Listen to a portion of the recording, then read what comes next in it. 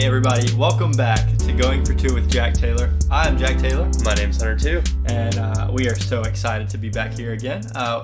Second weekend of SEC baseball. First weekend at Duty Noble Field. We are so excited. Yeah. 2-1 in SEC play right now. Yeah. Some would call that mediocre. We're definitely going to get into talking about different perspectives from different kinds of fans. But first of all, do want to start off with a little Friday morning motivation. Probably my favorite part of baseball season and this schedule that we have. So this is pretty simple, just like last week. It's pretty simple, but don't talk about it. Be about it. And that goes for our basketball team as they're playing in the NIT. Especially goes for our baseball team, as we're getting into this season of like talking about rankings and, hey, we should be number one. We should do this. We should do that. Don't talk about that. Just be about it. Go sweep the number one team in the country, and I promise you, you'll be there. So, Did that one go out to Alabama? The fans being like, oh, we beat the number one team. Why aren't we ranked? Because you lost the series. But winning 1 out of 3, that's mediocre. And that's what Alabama baseball is. So, wow. Didn't mean to drop that bomb, but there we go. That's a tough one. Okay, so since we're recording this on Thursday night, we've already seen the NIT game. Oh, yeah. Jack, what happened at the end of that game? All right, so Abdullah Doo gets fouled, I guess with like 13 seconds, something like that. And then in his basketball IQ, just this big brain moment, he misses both free throws. On purpose. That could have tied up the game if he makes both, but he missed both. Yeah, he wanted to go for the win. Yeah, it's exactly what he wanted to do. So we fouled them when they get the ball. We're playing Richmond. They are shooting 1-on-1, and they missed the free throw. Quentin Post to DJ Stewart. I thought taking a 3 in that situation down 2 was a terrible decision. You said, that's a horrible shot. And then it...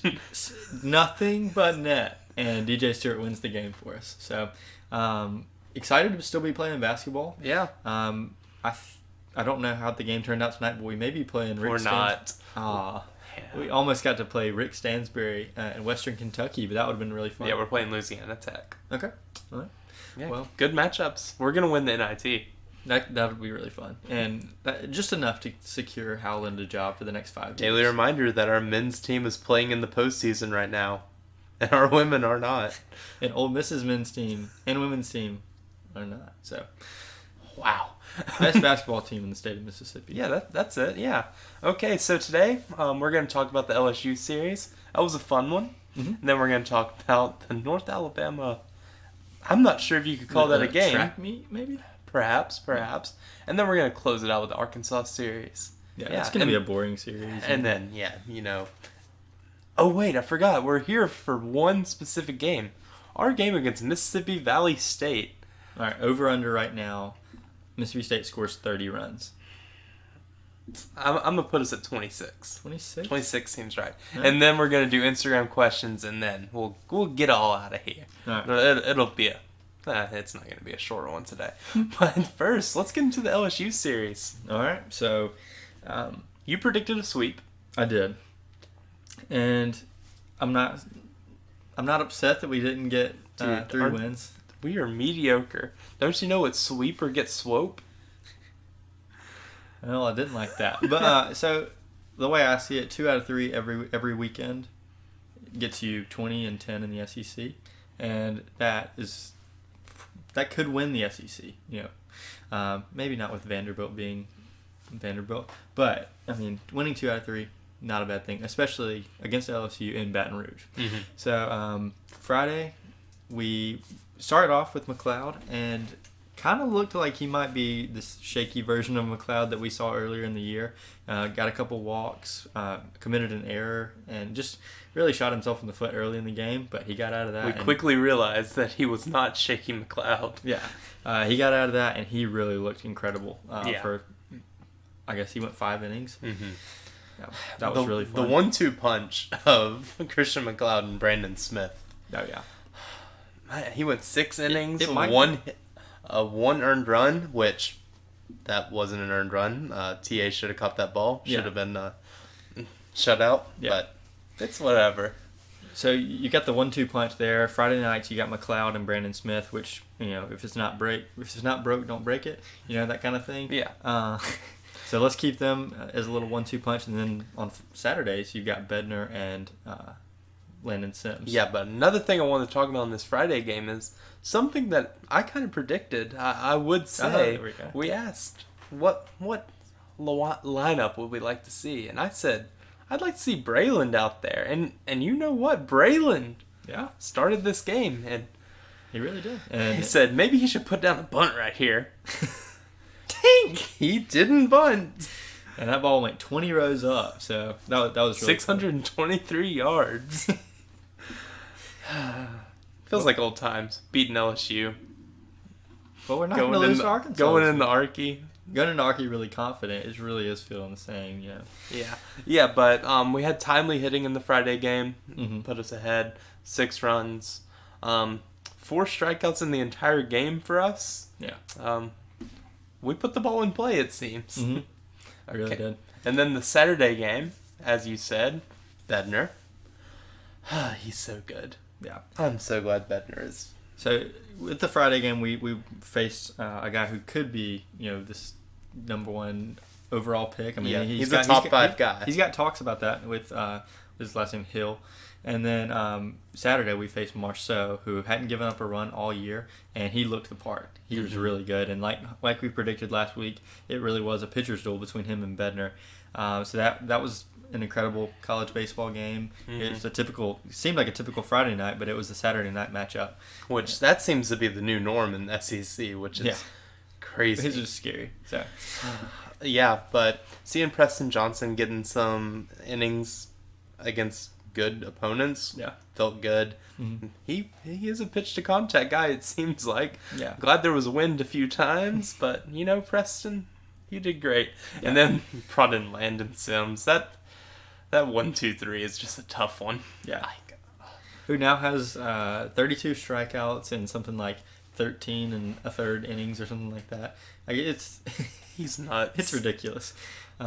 He's being referred to by Pitching Ninja as the Terminator. So, got his nickname and everything, and he hadn't slowed down this season. He has not. Got into a little trouble in this game, but it was never like, oh, man, Landon's going to just let him. Yeah. No. Landon Sims, Reaper of Souls. We only got 4 hits in this game, 3 runs. Feels like we did pretty good. Yeah, but got another shutout. We seem to get those. Should have been back-to-back shutouts right there. Yeah. If TA makes a catch, but... So I would say we take the series in those first 2 games, go out in the Sunday Blacks on Sunday, and we do something we don't normally do, and we lost in the Sunday Blacks. You mean those horrendous Sunday Blacks?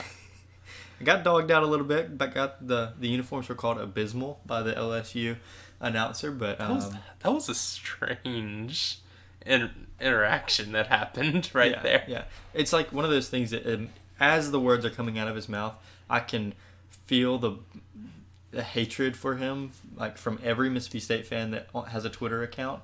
I knew. And then Tyler Horka dropped his Twitter handle. I knew the wrath of Mississippi State Twitter was about to fall on him, and it did. It went fast. There were a few Photoshops that weren't the best. Yeah. So, but I feel like we kind of gave Sarantola what could have been a last chance to be in the starting rotation. He pitched on Sunday, and he did throw a no-hitter, so does that do anything? I hate that. That might save him a bullpen spot, if anything.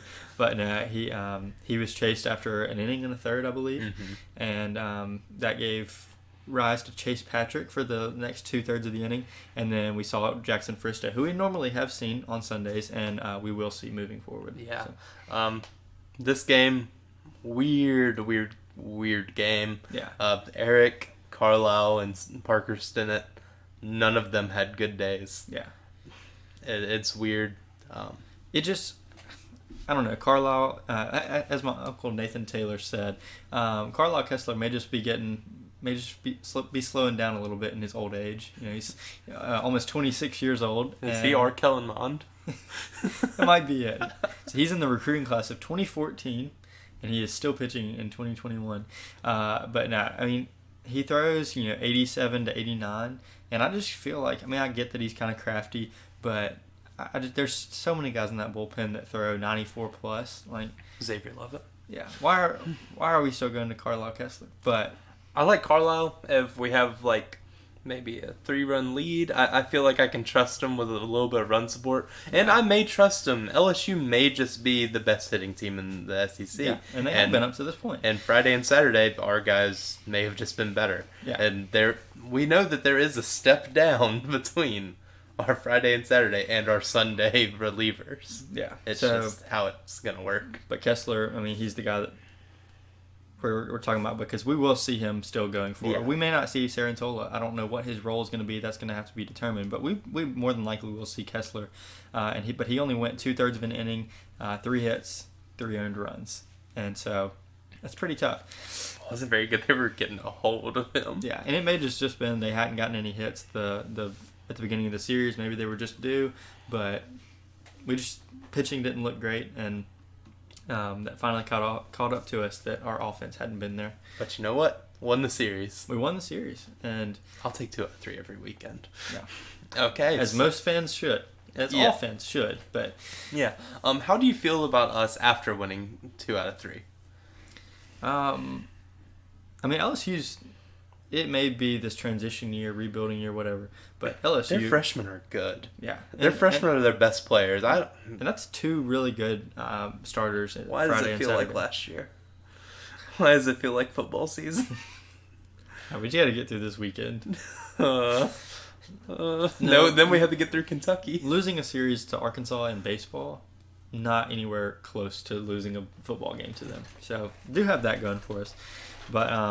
honestly, LSU is a really good hitting team. We were able to keep them at bay, win the series, even with their 2 really good pitchers, Marceau and Hill. So feel really good going into this Arkansas series, especially after watching us play North Alabama. That game. What a good tune-up game. It was a game where we saw 10 different guys go on the mound. We saw 17 different guys get at bats. So, I mean... in terms of like pinch hitting going forward, we have a better idea now of who we can go with. Yeah. And Kite McDonald, dude, this dude is on fire. Extra base hit Kite. Yeah, gets a triple yesterday, kind of randomly, and I didn't expect for Kite McDonald to be the first name I dropped from this North Alabama game, but it's just the first person I thought of. So I saw that man get a triple, and I couldn't believe my eyes. It's so weird. One big thing that happened before this game, Houston Harding didn't get the start because he was in consideration for the Sunday role. Yeah. But that's Fristoe. I don't know if Houston Harding is going to be out of the bullpen or something. I expect to see him out of the bullpen, get a left-handed arm in there. Yeah. I think that'd be pretty good. To start this, Brayland was not, Scotty DeBrule was not in the lineup. Yeah. Brayland was leadoff. Mm-hmm. That was fun as always. Brayland is electric. Had a triple in this game. Yeah. I mean, as good of a hitter and as good of an approach that I think Scotty DeBrule brings to the plate, especially in the leadoff role, maybe having somebody that has some wheels, terror on the base path. Yeah. I mean, if you let Rowdy Jordan hit early in a game with Brayland at second or third, I feel like you've got a good opportunity to score runs quickly. I mean, Brayland's going to be at second. What's he going to do? Cut out stealing? I don't think so. So, did switch up the lineup again a little bit, but... didn't stick for long. No. DeBrule ended up playing shortstop at one point in the game. Some good plays. Yeah. So, just a really weird game. We got to see Kellum Clark get an at-bat, and although he didn't take advantage of it... Hasn't used the bat quite yet, but... Yeah, still coming off of some injury or health-related something, and... he didn't swing the bat yesterday. He struck out looking on 3 straight pitches. So, a little weird. I was excited to see Cullum. I kind of see him as our first baseman of the future. Yeah. Because I caught myself the other day thinking about the future of this team. Because we're going to be losing a lot of guys. But, yesterday kind of made me feel good. Except for Cullum still hasn't got on base. And but, I think he's young. Yeah. I think he might have 3 at-bats this year. And yeah. It doesn't have a hit, but... it doesn't matter. Mm-hmm. I think Jake didn't have a hit for his first 10 at bats or something like that. Are you saying Cullen Clark is the next Jake Mangum? I'm just saying we can't overreact about that, especially coming off of an injury. So. Yeah, for sure. Yep. Okay, so that wraps it up. Yeah, and we did win that game 18-1 for anybody that didn't know that. So that's why I said it was a good tune-up game. 2-possession game. Yeah, we were up 14-0 at one point, so that felt like we needed to score another touchdown or so, but couldn't quite get that. But 18-1, pretty good. Yeah. I wish we could have had our 6th shutout of the year. Dude, I don't know how we're just okay with 17 run games. Seems like we're mediocre. We're giving up runs to North Alabama. We're just so mediocre. I really love having a baseball team where having a Mississippi State team that I can expect a shutout from. I mean, I can't expect our football team to go from our midweek. Can't expect our football team to go out there and pitch 4 straight shutouts. It's not the 2018 defense. Why can't a dude just be about it? The basketball team's gonna get a shutout. Why can't a dude just shut out the other team? You always hear about how good of a defender a dude is, but he has never had a shutout. Man, if our team was just stop talking about it and start being about it, man. If it's not coming across clear enough, this is strictly sarcasm right here. Although, when I was in the 5th grade, my basketball team, the Calhoun Jets, shut out Glade 16-0. So, if anybody involved in that game, either on the Calhoun or Glade and side... you know who was on Glade's team? Kevin Durant. I bet they wish they had Kevin Durant at that time. He would have scored. All right, but this moves us forward. I can't believe you shut out Kevin Durant. This moves forward to the Arkansas series in a pitching rotation of all lefties. Yeah, haven't seen that this year. I'm excited to see that because we have a batting order with a lot of left-handed bats in there. We've got Rowdy that is a switch hitter, obviously, but there's a lot of left-handed guys in our batting order. So I'm excited to see, Hopefully this won't go horribly. Yeah, I can tell that Lamonis is a really big believer in the best matchups of right-handed bats versus left-handed arms. So I'm excited to see if maybe he replaces Braylon with a Drew McCowan or somebody like that, or Brad. I hope not, because Braylon seems to be hot right now. Braylon's fun. Yeah, so maybe something like if Braylon's not hitting the ball well, then you replace him or something like that. Yeah. So on Friday, it's going to be Mcleod versus Wicklander. Mm-hmm. Wicklander's a new Friday guy for him. Yeah. Yeah, he was the Friday guy that got shelled by Bama. Is that Peyton Pallett? Is that his name? Okay. So he is no longer in the rotation at all. So we'll probably see him out of the bullpen, I'd assume. Yeah. Maybe not. They may not let him touch the field. I'm not sure if I would. Wicklander has pitched a series against Mississippi State as a starter. In 2019, he went 4 innings and a 12-5 Hogs win. But, that was in Vietnam, as Tanner Allen so eloquently put it. Vietnam. I'm sure that won't pass the political correctness of Vietnam. Is TA going to get canceled for that? I don't think TA is going to get canceled for saying Vietnam. I don't think TA cares if he gets canceled. I maybe should stop saying Vietnam. We're going to get canceled thanks to By TA. who? One of our 12 listeners is going to cancel us. What are you talking about? We're in the 50s and growing every week. Okay, I meant one of our 12 listeners without the last name Taylor. Taylor gang really comes up clutch. Yeah, so this Friday guy should be pretty good. I mean, he's been in their bullpen. It's coming out. Being a Friday guy. I would have liked to see the guy that got shelled by Alabama. Yeah. But this should be... I feel confident about this game. I don't know how you feel. Yeah. I like Mcleod right here. Yeah. Mcleod has definitely showed us some good stuff last Friday. We'll get into our predictions after we finish talking about this series, but I expect Mcleod to have good stuff, but who knows? Yeah. And then on Saturday, it's Bednar versus Vermillion, and I think that this is going to be a pitcher's duel just like LSU on Saturday. From what I can tell, LSU and Arkansas really do seem like two very similar teams.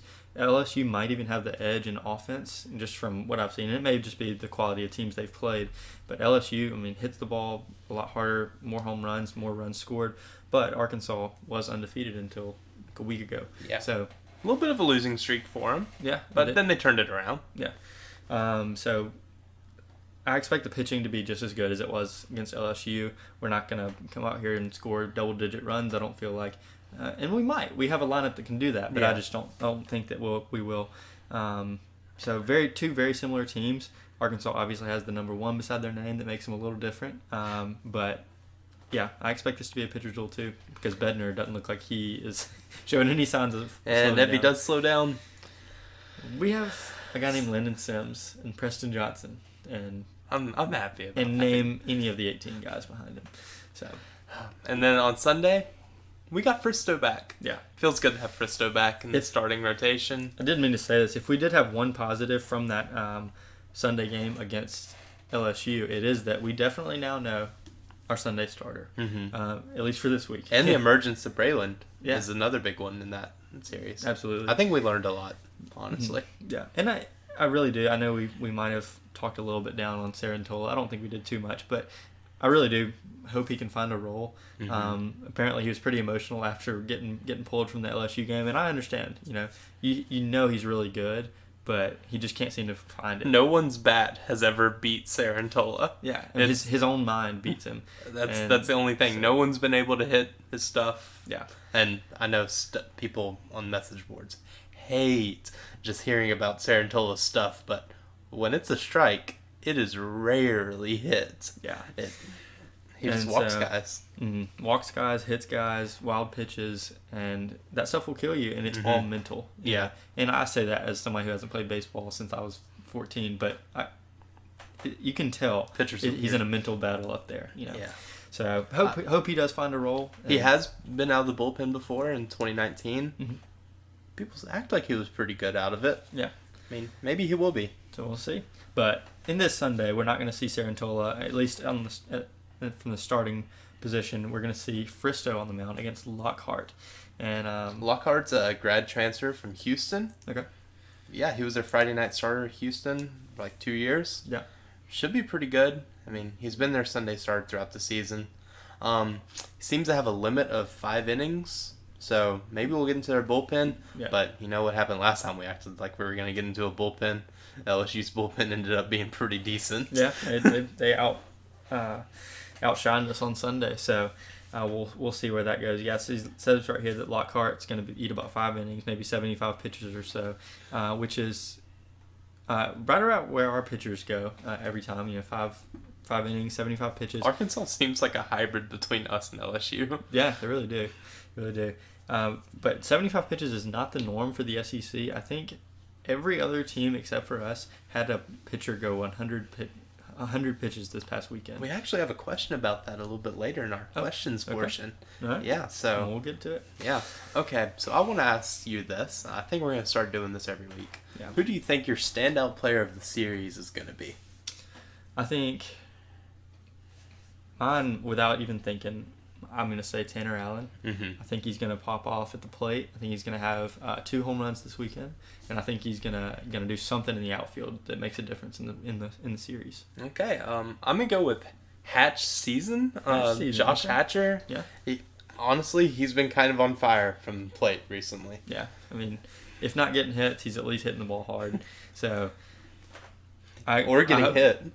Or getting hit, yeah. That can start a rally just as easily. So I like Hatcher, weirdly. Yeah. I also really do hope that Rowdy has a big weekend just to set him in motion for the upcoming series. But, I'm sure it'll come around at some point. If not this weekend, maybe next. So. Yeah, and another thing that we didn't talk about in the LSU series, Cameron James absolutely tattoos balls when he hits them. Yeah. He may hit them directly at people. But that dude can hit like so hard. Yeah, it's really is crazy. Yeah. And okay, after that, what's your prediction for the Arkansas series? Okay, so I expect Friday and Saturday to both be pitchers' duels for the most part. Maybe even Saturday being more of a pitcher's duel because you got 2 shut down guys. But Friday, I'm gonna say Arkansas wins that game. Just because I think we'll split these pitchers' duels. We win Saturday, rubber game on Sunday. We're not losing in Sunday Blacks twice in a row. Not losing. So we're gonna win the series after dropping the first game.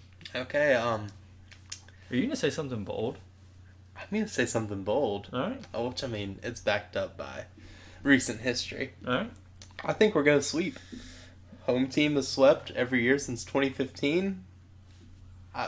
It's hard to argue with that. That's it's tough logic. Yeah.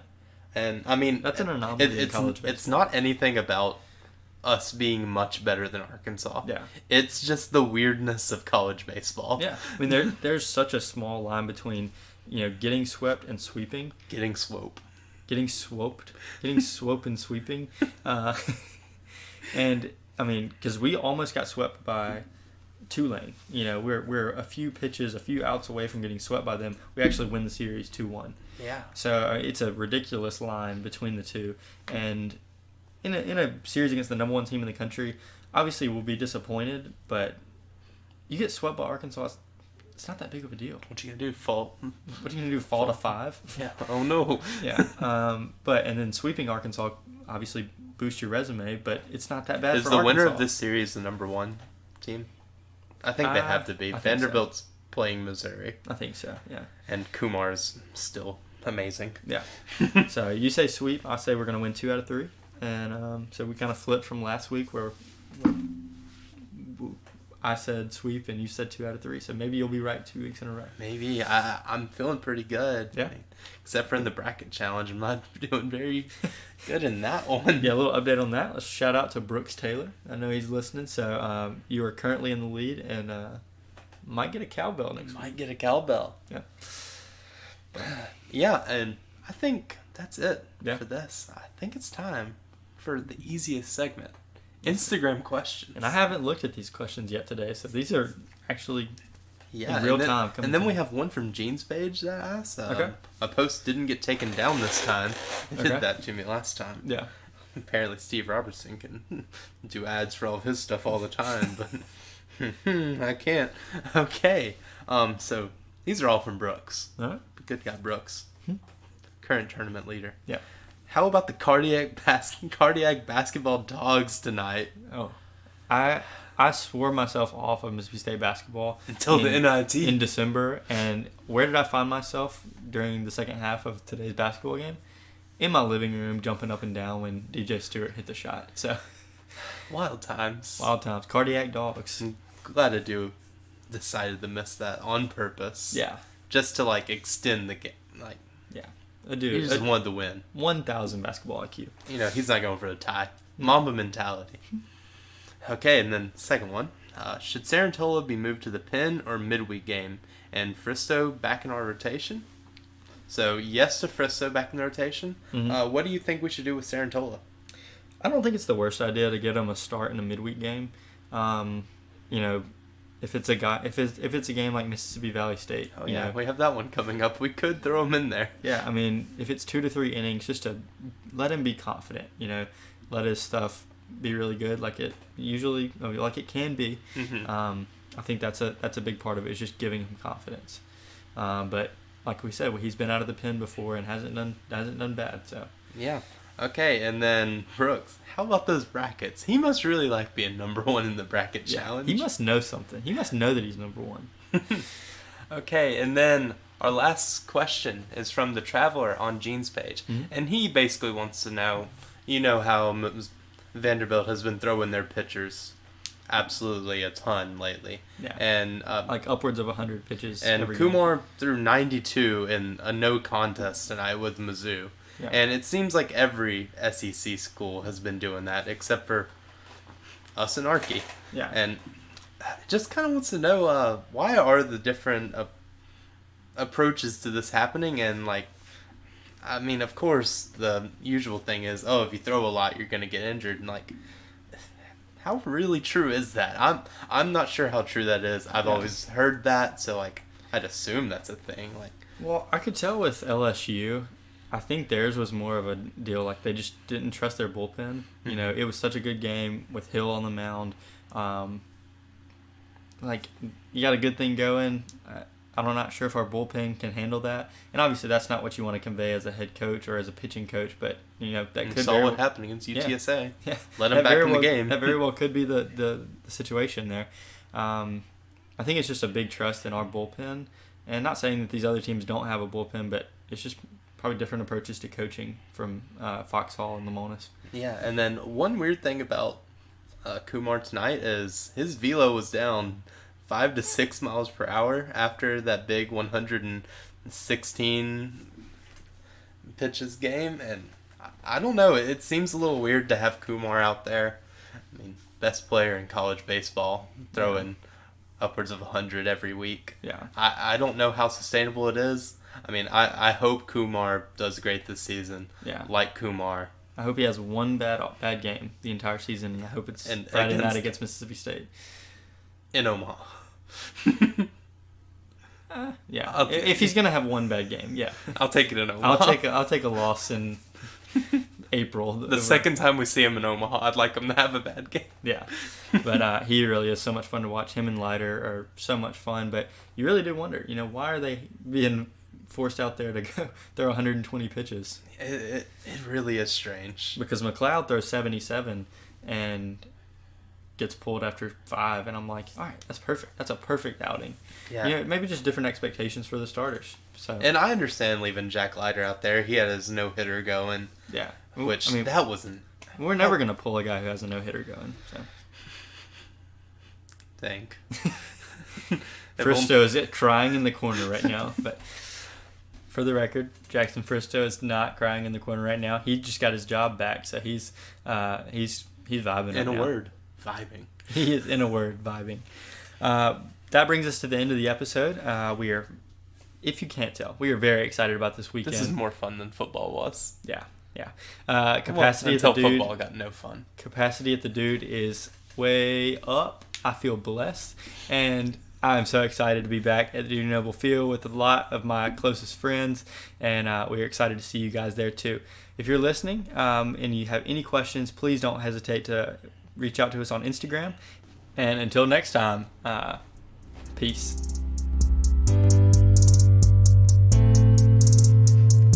I'm really glad that you cut that.